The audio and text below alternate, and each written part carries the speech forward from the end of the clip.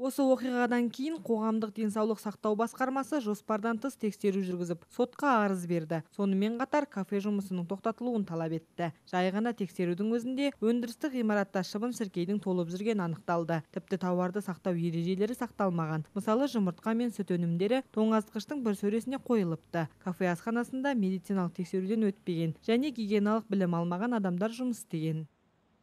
В августе текущего года у нас в городе была зарегистрирована групповая заболеваемость сальмонеллезом и острыми кишечными инфекциями. Осы жылдың тамыз айының басында бізге 18 адам салмонелла және өткір ішек ауруын жұқтырды деген ақпарат келіп түсті. Кейінірек анықталғандай, олар Шаида кафесінде өткен үйлену тойынан кейін тамақтан уланған болып шықты.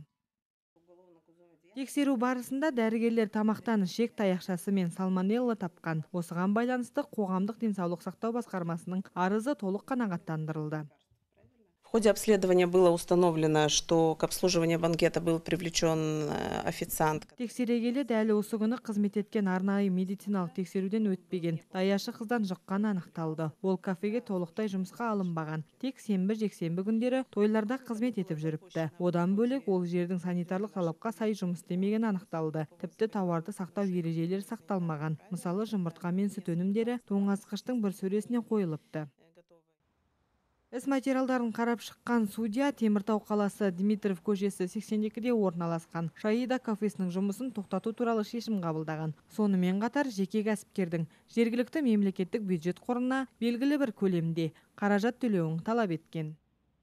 Нами по результату этой проверки были вынесены постановления о проведении противоэпидемических мероприятий. Біз аталған кафені қайтадан тексеру туралы шешім шығардық. Одан бөлек арнайы медициналық тексерістен өтпеген 5 адам жұмыстан шығарылды. Осы мәселеге қатысты Қарағанды облыстық экономикалық мамандандырылған ауданаралық сотына шағымдандық.